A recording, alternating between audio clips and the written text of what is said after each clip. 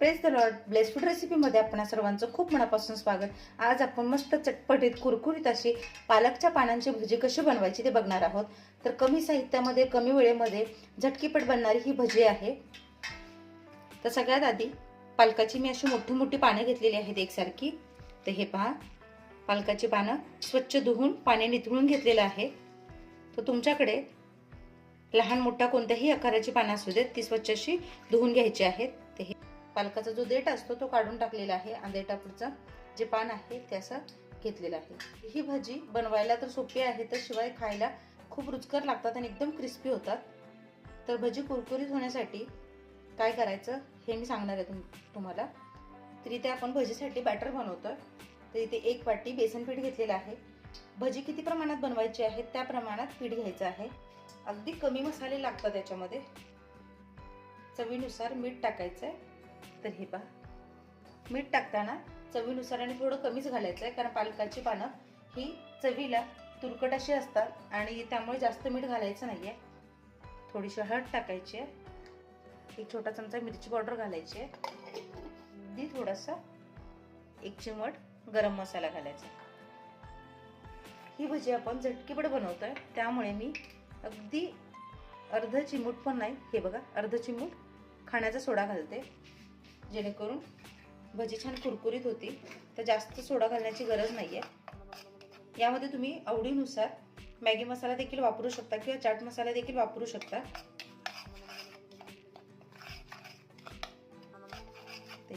हे सगळे जिन्नस आधी कोरडे मिक्स करायचे. इथे मी थोडासा ओवा आणि थोडेसे सफेद तीळ घालते. ओव्यामुळे भजी पचनास हलके होतात, कारण बेसन पीठ म्हणजे चणा डाळ ही पचनास जड असते, त्यामुळे थोडासा ओवा घातलेला आहे. तीळ हे ऑप्शनल आहेत, नसतील तर नाही घातले तरीही चालतील, पण तिळामुळे एक वेगळा फ्लेवर येतो म्हणून मी थोडेसे तीळ घातलेले आहेत. आता हे सगळे जिन्नस एकजीव करायचे. तर हे पहा, हे आधी कोरडं सगळं मिक्स केलेलं आहे. आता यामध्ये लागेल तसं पाणी घालून बॅटर तयार करायचं आहे. तर हे घरगुती दळून आणलेलं डाळीचे पीठ आहे. तुम्ही तुमच्याकडे असणारं कोणतंही पीठ वापरू शकता. हे घरगुती पीठ आहे, त्यामुळे इथे तुम्ही बघू शकताय साधारणतः जाडं भरडं असं हे आहे. तर थोडं थोडं पाणी घालायचं, एकदम पाणी घालायचं नाही. आणि पाणी घालून ना जास्त घट्ट ना जास्त पातळ, दाखवते त्या कन्सिस्टन्सीचं बॅटर बनवायचं आहे. तर हे बघा, इथे लागेल तसं थोडं थोडं पाणी घालून छान असं पीठ तयार करायचं आहे. सोडा मी इथे जास्त वापरलेला नाहीये. जर पीठ भिजून जास्त वेळ ठेवणार असाल, सोडा नाही घातला तरीही चालेल. मी इथे अगदी झटकीपट इन्स्टंट भजी बनवते, त्यामुळे अगदी चिमटभर सोडा घातलेला आहे, जास्त नाही.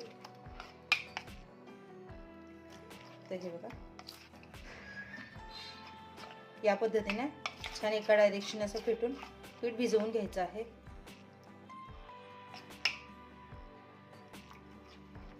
पालकाच्या पानांना पीठ छान लागलं पाहिजे.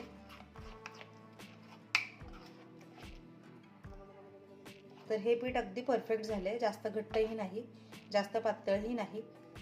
चमच्यातून टाकल्यास हे असं लगेचच पडतंय, म्हणजे आपलं हे बॅटर अगदी परफेक्ट झालेलं आहे. ते हे बघा, पॅन मध्ये तेल गरम करायला ठेवलेलं आहे. तेल चांगलं कडकडीत तापवून घ्यायचं आहे. नंतर गॅसची आच मध्यम करायची आहे. कच्च्या तेलात भजी सोडले तर ते तेल शोषलं जातं आणि त्यामुळे भजी खूप तेलकट होतात आणि ती क्रिस्पी म्हणजेच कुरकुरीत देखील होत नाही. तर तेल चांगलं तापवून घ्यायचं आहे. तेल चांगलं तापलेलं आहे. इथे आपण जे बॅटर तयार केले तेही तयार झालेलं आहे. ते बघा, दाखवते त्या पद्धतीने पालकाचं पान घ्यायचं आणि पिठामध्ये हे अशा पद्धतीने घोळवायचं.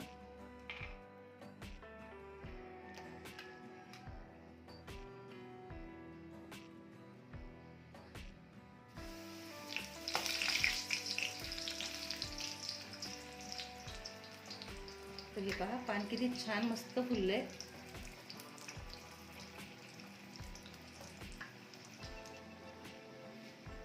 तर इथे पानांचा आकार मोठा आहे, त्यामुळे एका वेळेस फक्त एका पानाचे 2 भाग करून घेतले तरीही चालतील.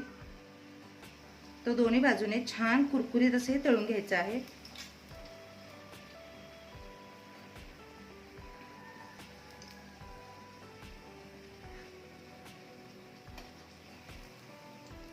हे पहा, एका बाजूने रंग छान भजीचा बदललेला आहे. तर खूपही असं थपथपीत पीठ त्याला लावायचं नाहीये, तर पाण्याला लागेल इतकं जसं पीठ लावायचं आहे. पिठाचं प्रमाण कमी ठेवल्यास काय होतं की जे पालकाचं पान आहे ते देखील छान क्रिस्पी असं कुरकुरीत होतं आणि चिवट होत नाही अजिबात, आणि खाताना देखील ते छान लागतं, दातामध्ये क्रंच येतो. तर हे पहा, एका बाजूने तरी छान हे तळले गेले, दुसऱ्या बाजूने देखील छान सोनेरी रंग येईपर्यंत म्हणजे तांबूस रंगावर हे तळून घ्यायचं आहे. आधी तेल चांगलं तापवून घ्यायचं, त्याच्यानंतर तेलाची आच मध्यम करायची आहे. तर हे पहा, दुसऱ्या बाजूने देखील रंग छान बदललेला आहे आणि आता छान यातलं तेल गाळायचं आहे. पिठामध्ये पाण्याचं प्रमाण व्यवस्थित असेल तर भजी अजिबात तेलकट होत नाहीत. तर जे राहिलेलं तेल आहे ते अशा पद्धतीने गाळून घ्यायचं आणि तुम्हाला मी आवाज दाखवते. ते हे पहा, आवाजावरून क्रंच तुमच्या लक्षात येतोय. या पद्धतीनेच बाकीची भजी देखील मी तयार करून घेते. तर दिसताना किती सुंदर दिसते ते बघा, मस्त कुरकुरीत पालकाच्या पानाची भजी. तर या पद्धतीने बाकीची देखील तयार करून घेते. पालकची पानं चिरून देखील भजी करता येते, पण अशा अख्ख्या पालकाच्या पानांची भजी खूप छान लागते. तर हे पहा, मस्त कुरकुरीत कमी वेळेमध्ये कमी साहित्यामध्ये पालकाची भजी तयार झालेली आहेत. क्रंच बघू शकताय.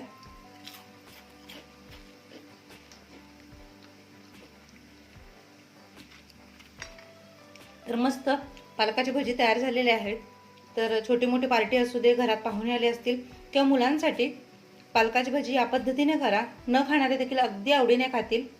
आशा आहे आजची रेसिपी तुम्हाला आवडली असेल, समजली असेल. आवडल्यास या पद्धतीने एकदा नक्की ट्राय करून बघा. चॅनलवर अजूनही नवीन असाल तर सबस्क्राईब करा, लाईक करा, शेअर करा. सगळ्यात महत्त्वाचं म्हणजे जे काही बेल आयकॉन दिसते म्हणजेच घंटी दाबायला अजिबात विसरू नका. भेटूया अशाच एका नवीन आणि पारंपरिक रेसिपीसह. तोपर्यंत स्वस्त रहा, मस्त खा आणि माझे व्हिडिओ बघत रहा.